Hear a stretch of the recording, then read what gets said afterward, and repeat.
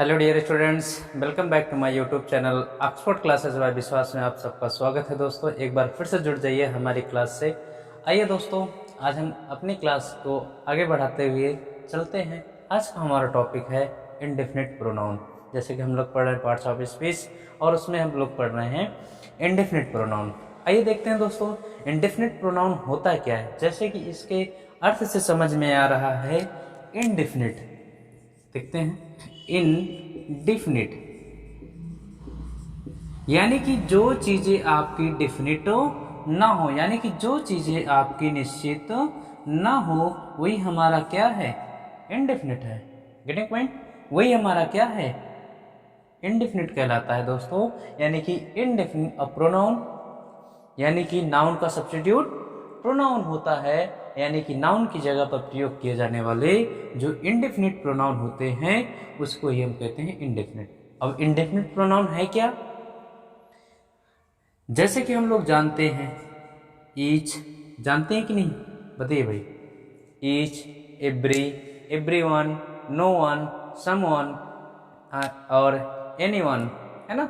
somebody, nobody, anybody, everybody, everything, something, nothing, ये सब हमारे no, no one, anyone, ये सभी क्या हैं, हमारे इंडेफिनिट प्रोनाउन ही हैं। क्या है दोस्तों? इंडेफिनिट प्रोनाउन है। तो इंडेफिनिट प्रोनाउन को हम क्या समझ सकते हैं दोस्तों? तो यानी कि इंडेफिनिट प्रोनाउन जो है क्या करता है, वो आपके इंडेफिनिट यानी कि जो ऑब्जेक्ट बताता है, जो प्लेस बताता है, जो थिंग्स बताता है, उसका कोई भी स्पेसिफिक नहीं होता है। स्पेसिफिक मतलब कोई भी निश्चित नहीं होता है। जैसे कि बात को समझते हैं, जैसे कि हम लोग जानते हैं एवरीवन, बात को समझते हैं हमारी क्या है indefinite pronoun. Everyone, no one, everybody, everyone, no one, someone, everyone, no one, someone, anyone, everybody, nobody, somebody, anybody, anybody, है ना। आइए बात करते हैं एवरीथिंग, नथिंग, समथिंग, एनीथिंग। एक एक टॉपिक, एक एक पॉइंट को अच्छे से देखते चलिएगा दोस्तों। देखिए आगे,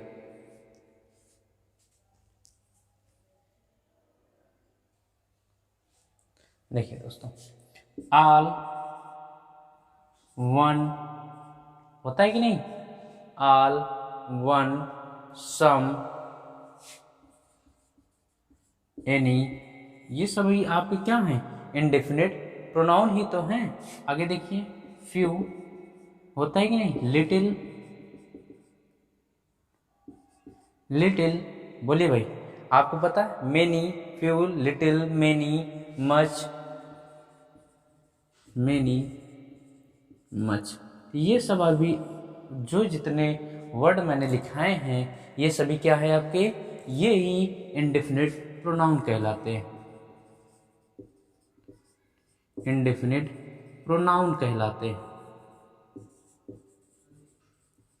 बात को समझते हैं? प्रोनाउन यानी कि ये नाउन का सब्स्टिट्यूट होते हैं, नाउन के स्थान पर प्रयोग किए जाते हैं, इसी को हम लोग इनको इंडेफिनिट प्रोनाउन कहते हैं। दोस्तों बात समझ में, ये इतने वर्ड हैं, जरा कुछ इनके नियम हैं।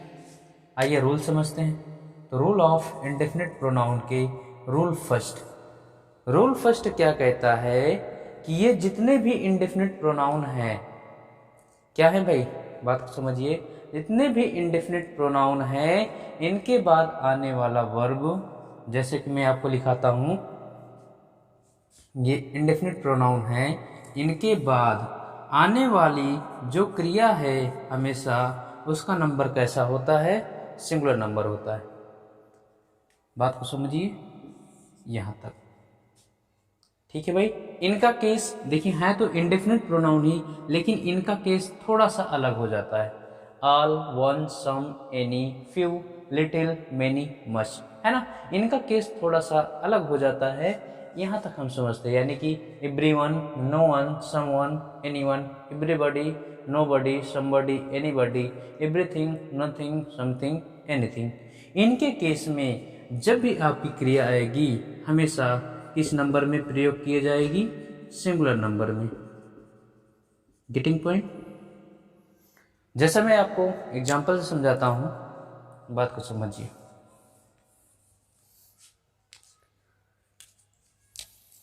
everybody are doing his duties very well।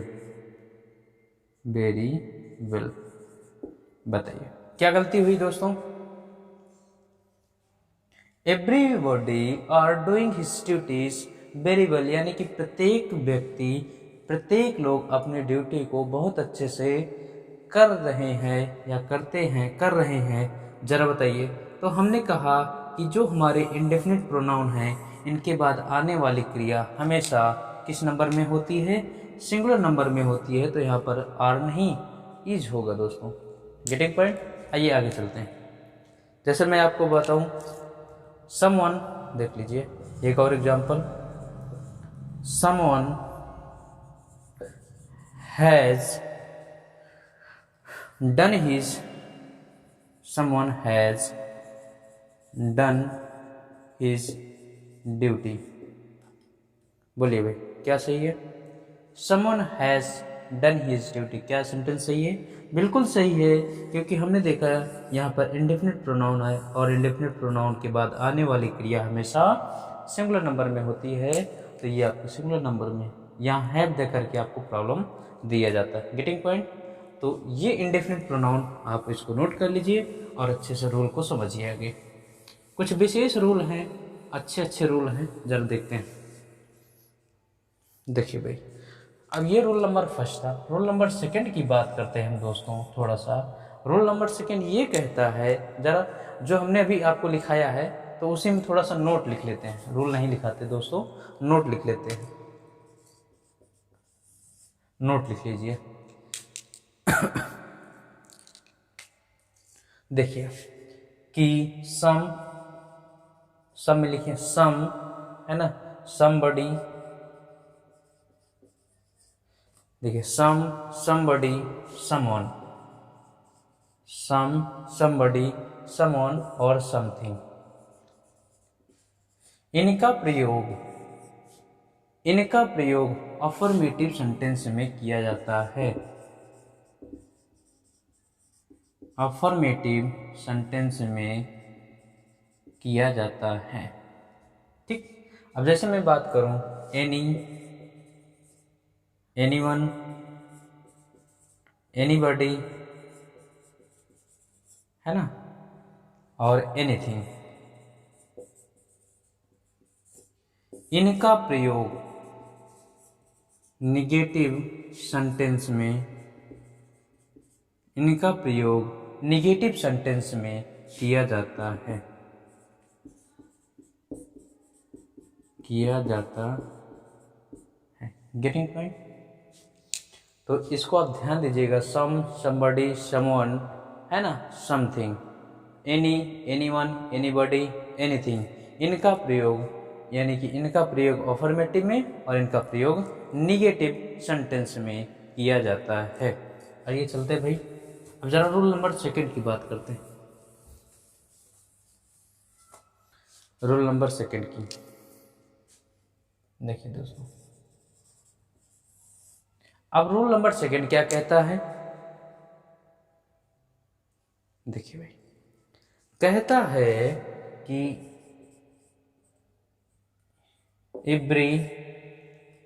Everyone, someone, ध्यान दीजिएगा दोस्तों, everyone, someone, no one, anyone, everyone, someone, no one, anyone, everybody, somebody, nobody, anybody। ध्यान दीजिएगा दोस्तों, everyone, someone, no one, anyone, everybody, somebody, nobody, anybody। Getting point. इनका प्रयोग किसके लिए किया जाता है भाई? somebody के लिए। किसके लिए? somebody के लिए, यानी कि व्यक्तियों के लिए। किसके लिए? व्यक्ति विशेष के लिए। Getting point. चलते हैं, आइए दूसरा पॉइंट समझाते हैं। Everything, something, anything, nothing, nothing, है ना। एवरीथिंग, समथिंग, नथिंग, एनीथिंग, या फिर लिटिल, या फिर मच। इनका प्रयोग किसके लिए? समथिंग के लिए होता है। किसके लिए? समथिंग के लिए होता है, यानी कि वस्तुओं के लिए प्रयोग किया जाता है। वस्तुओं के लिए प्रयोग किया जाता है। Getting point. बोलिए भाई, यहां तक बात समझ में? यानी कि हमने कहा everyone, someone, no one, anyone, everybody, somebody, nobody, anybody. इनका प्रयोग आपका समबडी के लिए होता है, यानी व्यक्तियों के लिए होता है। आइए, एवरीथिंग, समथिंग, नथिंग, एनीथिंग और लिटिल, मच, इनका प्रयोग आपका समथिंग यानी वस्तुओं के लिए होता है। बात को समझिए। आगे देखिए दोस्तों, मैं यहां लिखता हूं, थोड़ा सा इसको इरेज करता हूं। देखिए, अब जब मैं लिखने चल रहा हूं, जैसे कि सम, ध्यान दीजिएगा, सम, ऑल होता है कि नहीं भाई? सम, ऑल या सम, ऑल, मोस्ट। आपको जो ऐसे, ये भी इंडेफिनिट आपके प्रोनाउन है कि नहीं भाई? मेनी हो गया, मेनी हो गया, वन हो गया, है ना, लिटिल हो गया, फ्यू हो गया, ये फ्यू। इनका प्रयोग, बात समझिए, इनका प्रयोग some, all, most, any, one, few. इनका प्रयोग समथिंग प्लस समबडी, यानी कि मैंने शॉर्ट फॉर्म लिख दिया समथिंग एंड समबडी, यानी कि व्यक्तियों प्लस वस्तुओं दोनों के लिए, दोनों के लिए प्रयोग किया जाता है। सम, ऑल, मोस्ट, मेनी, है ना, वन, फ्यू। इनका प्रयोग व्यक्तियों और वस्तुओं दोनों के लिए किया जाता है। अब यहां आपको समझना होगा दोस्तों। बात समझ में आई यहां तक? आइए जरा एग्जाम्पल देखते हैं। देखिए एग्जाम्पल, एवरीवन या एवरीबॉडी, एवरीवन या एवरीबॉडी, एवरीवन या everybody wants to get success, wants to get success in life. Everyone या everybody wants to get success in life. जरा बात को समझिए, एवरीवन, एवरीबॉडी, यानी कि ये पर्सन, यानी कि हर व्यक्ति चाहता है कि अपने जीवन में सफल होना, सक्सेस होना। और देखिए, हमने पहला ही रूल लिखाया था कि आपके इंडेफिनिट प्रोनाउन हमेशा किस नंबर में प्रयोग किए जाते हैं? सिंगुलर नंबर में, होता है कि नहीं। और इनके बाद जो क्रिया आती है वो भी आपका किस नंबर में होती है? सिंगुलर नंबर में। तो आप इस तरह से एक शॉर्ट ट्रिक भी बना सकते हैं, यानी कि जो आपका इंडेफिनिट प्रोनाउन है, जैसे कि हमने जो लिखाया है ना, उसके बाद आपका जो वर्ब आता है वो कैसा होता है? सिंगुलर होता है। दोस्तों इसको जानते रहिएगा, ठीक। आइए चलते हैं। यहाँ थोड़ा सा वन के केस में एक कंडीशन ये है दोस्तों, वन देखिए, वन ही एक ऐसा है इंडेफिनिट प्रोनाउन जो अपने पॉजिटिव केस में थोड़ा सा इसका रूप भिन्न होता है। जैसे कि बात को समझिए, हमारे जितने भी इंडेफिनिट प्रोनाउन हैं, जितने भी इंडेफिनिट प्रोनाउन हैं, उनके लिए यदि व्यक्ति के लिए प्रयोग किया जा रहा है किसके लिए, यदि व्यक्ति के लिए प्रयोग किया जाता है तो यानी उनके लिए पॉजिटिव प्रोनाउन में से हम किसका प्रयोग करते हैं, पॉजिटिव केस में हिज का प्रयोग करते हैं। किसका, हिज का प्रयोग करते हैं, लेकिन वन के केस में थोड़ा सा अलग है। जैसे मैं कह दूं, देखिए, one should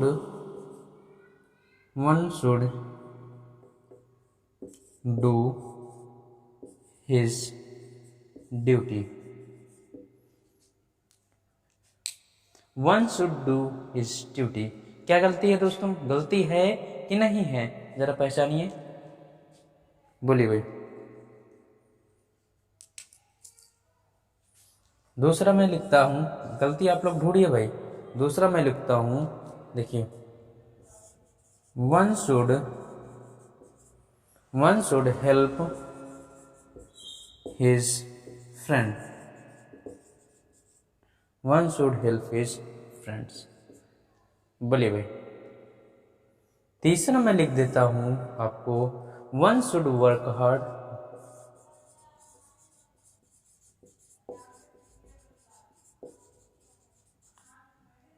one should work hard so that ताकि, यानी कि इसका मतलब होता है वन शुड प्रत्येक, एवरीबॉडी, यानी कि प्रत्येक की बात होता है जो डिफाइंड नहीं होता, सो दैट ही में fulfill his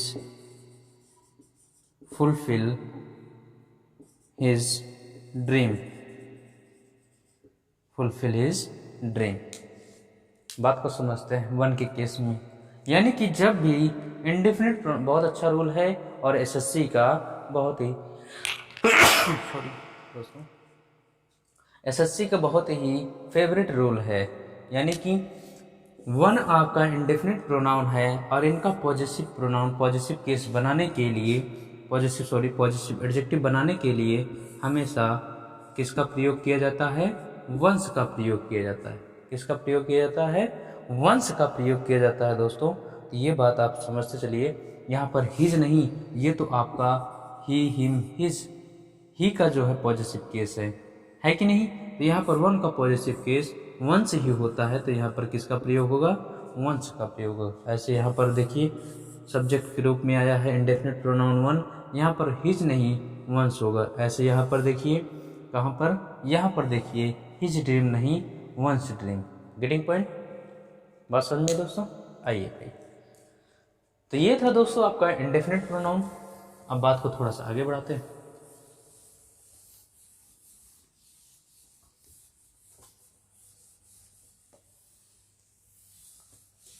इंडेफिनिट प्रोनाउन के बाद आपका आया है रेसिप्रोकल प्रोनाउन।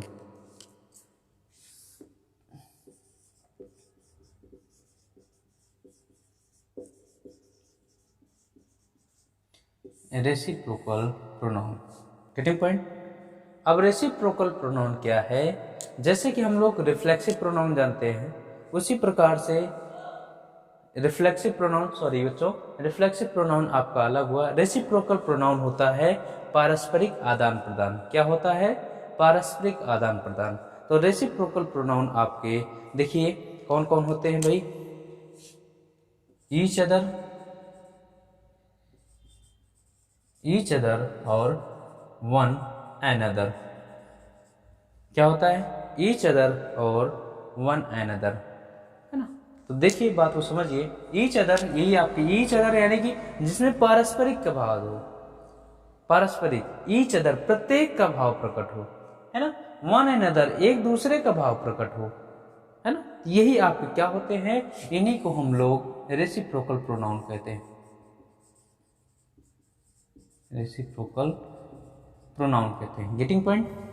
अब इनका भाव तो समझते हैं जरा भाई। ईच अदर का प्रयोग, बात को समझते हैं भाई, ईच अदर का प्रयोग दो व्यक्तियों या वस्तुओं के लिए किया जाता है। मैं यहां लिख देता हूं फिर से, ईच अदर का प्रयोग दो व्यक्तियों या वस्तुओं के लिए, ईच अदर का प्रयोग दो व्यक्तियों या वस्तुओं के लिए किया जाता है। Getting point? इसको मैं इस तरह से भी लिख सकता हूं, each other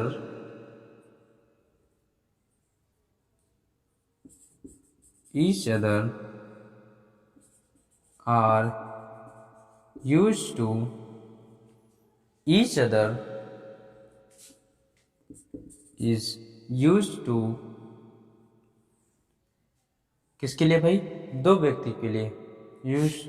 use for two और टू पर्सन और थिंग्स, ये यानी कि each other is use for two person और थिंग्स, यानी कि दो व्यक्तियों या वस्तुओं के लिए किया जाता है। आइए वन अनदर की बात करते हैं।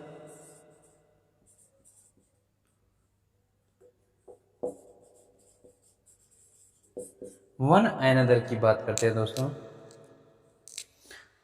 One another is used for more than two person और थिंग्स। Getting point? यानी कि वन अदर का प्रयोग दो से अधिक व्यक्तियों या वस्तुओं के लिए किया जाता है। बात समझ में?